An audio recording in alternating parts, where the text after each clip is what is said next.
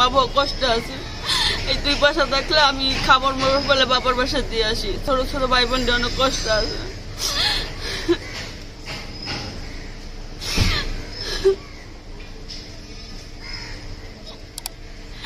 আমার বাপরাও কবে জানি মারা যায় এই টেনশনে। দেশের বাইরে যে যেখান থেকে আমাদের এই ভিডিওটি দেখছেন, সালাম শুভেচ্ছা জানাচ্ছি আমাদের ইউটিউব চ্যানেল ও ফেসবুক পেজের পক্ষ থেকে। সম্মানিত দর্শক শ্রোতা, আমরা বাংলাদেশের বিভিন্ন অঞ্চলে ঘুরে বিভিন্ন অসহায় নারী উদ্যোক্তা বিভিন্ন সম্প্রদায়ের মানুষের জীবনের গল্প তুলে দিই। দর্শক, আজ এই সীমা আপা, আমরা হঠাৎ গুলশান দিয়ে যাচ্ছি, তিনি রাস্তার সাইডে বসে কান্নাকাটি করছেন।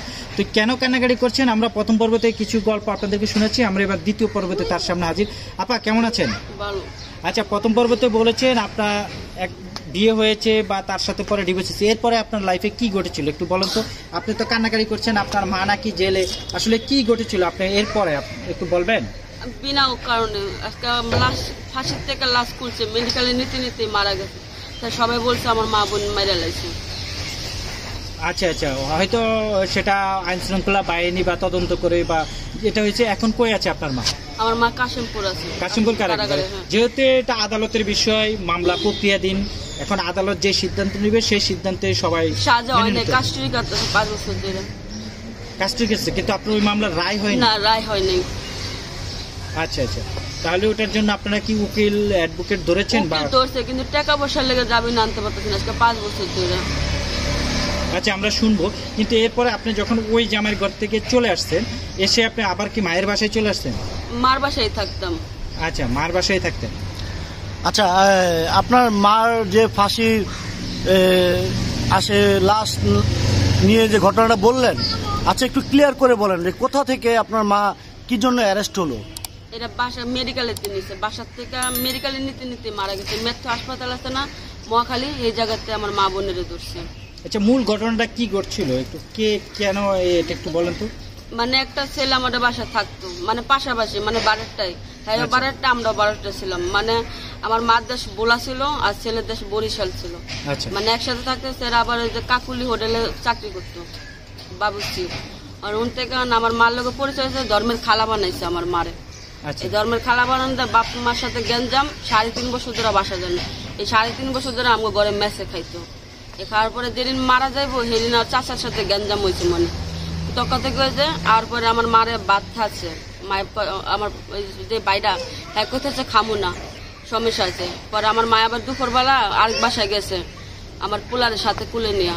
আওয়ার পরে বর তালা মারা দেয়, পরে আয়া কুসুন দিয়া দরজা খুলছে, খোলার পরে দেয় সারা বাচ্চা ছিল, মানে ফাঁসি দিছে যে বাচ্চা ছিল। পরে ডাক্তার মুখে আনছে, হ্যাঁ কোথাছে মেডিকেল ছাড়া নেওয়া বাঁচা যাবো না, পরে মেডিকেলে নিতে নিতেই মারা গেছে।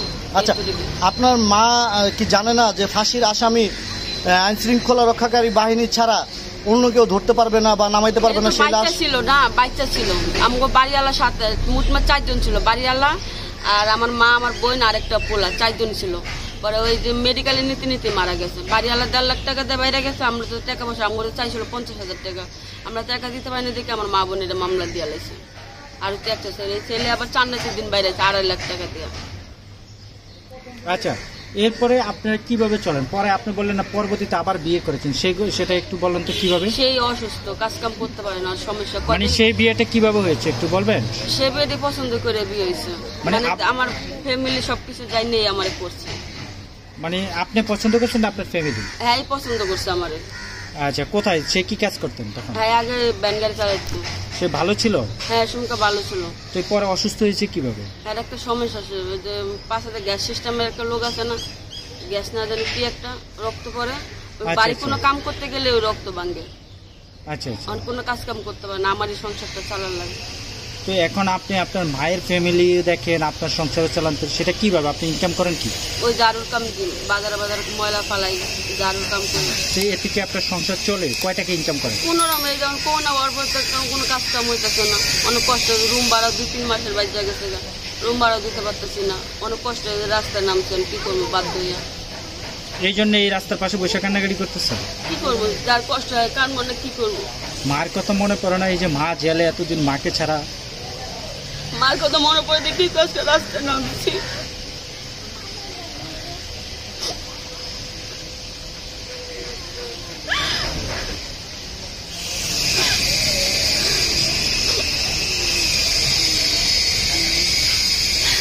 5টা বছর আমার মা নাই কাজ, যার বাপ মা নাই হ্যাঁ বুঝতেছে বাপ মার মরণ হচ্ছে।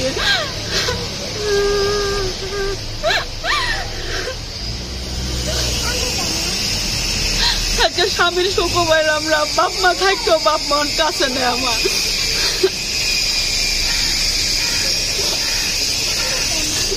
মাকে যখন দেখতে যান তখন মা বলে না মা আমাকে এখানে কষ্ট হয় আমাকে বিয়ে মা তো বলো না, আমি তো কি করবো বাধ্য হইয়া, আমার কাছে তো ক্ষমতা নেই যে আমার মারা পাই না আমি এই মুহূর্তে নিয়ে যেতাম। দেওয়ার মতন কেউ নাই, সবাই সান্ত্বনা দেয়।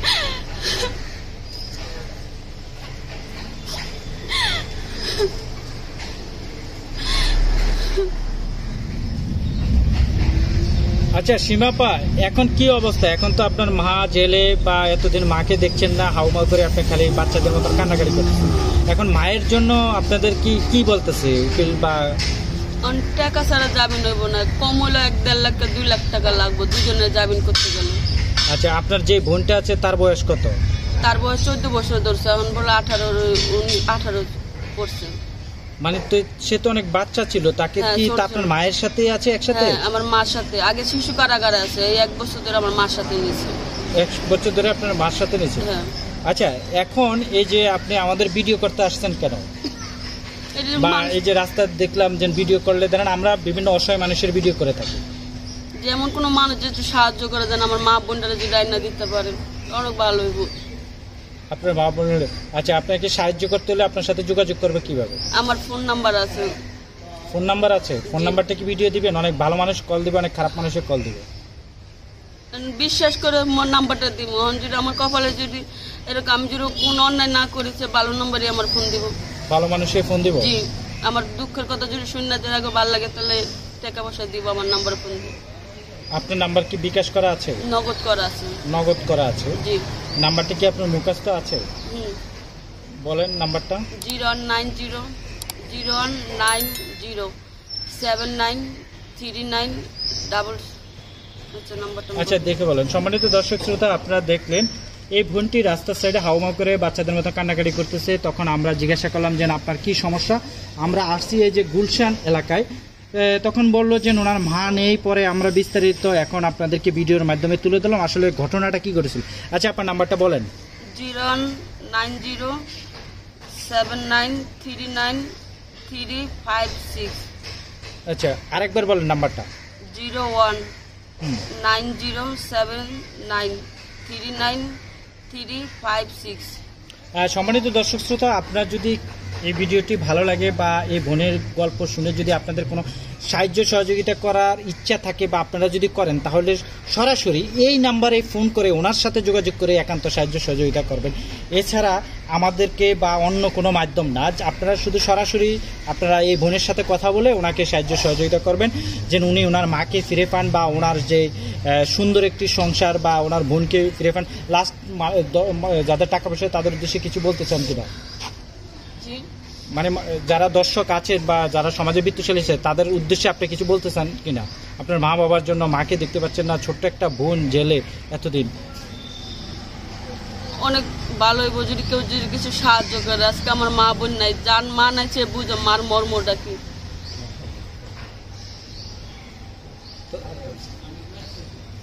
দর্শক আসলে যদি পারেন এই বোনটিকে কেউ একটু সাহায্য সহযোগিতা করবেন ওই নাম্বারে, মানে কিভাবে বাচ্চাদের মতন কান্নাকাটি করতেছে আপনাদের একটু দেখাচ্ছি। কারণ মায়ের কথা মনে পড়লে কেউ মানে যখন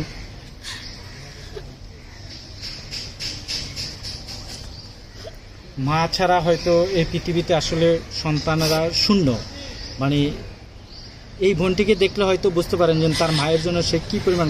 আপনার মা যখন ছিল আপনাকে তো, আপনি তো বড় মেয়ে, মানে আপনার দায়িত্বটা তো অনেক বেশি ছিল বা আপনাকে তো অনেক ভালো। আমার মার আমি কাজ কাম করছি না, আমি নিজে চাকরি করছি গার্মেন্টসে, নিজে 10টা নাইট করে আমি ওভার টাইম করে আমার মারে আমি চালাইছি, কাপড় কিনে দিচ্ছি। আজকে আমার মা নাই, কাপড় কেমন লাগে, আজকে 5টা বছর আমি নতুন কাপড় পরি না, আমার মা না দেখে আজকে 12 মধ্যে নিজেও করতে পারি না।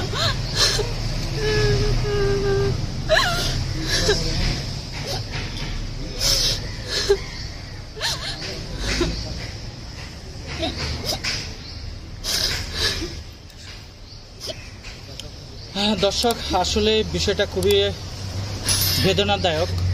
আসলে মায়ের জন্য সন্তান যেভাবে রাস্তায় পড়ে হাওমা করে কাঁদছেন, বা কতটুকু আপনারা যদি পারেন এই বোনটিকে কেউ দর্শক দয়া করে খারাপ মন্তব্য না করে, যদি আপনাদের সম্ভব হয় তাহলে একটু সাহায্য সহযোগিতা ওনাকে করবেন। যদি কেউ দয়া করে কেউ খারাপ মন্তব্য করবেন না। দর্শক, আজ এ পর্যন্ত, ভালো থাকুন। পরবর্তীতে নতুন কোনো ভিডিও নিয়ে আবার আপনাদের সামনে হাজির হবো। সে পর্যন্ত আমাদের সাথেই থাকুন। আসসালামু আলাইকুম।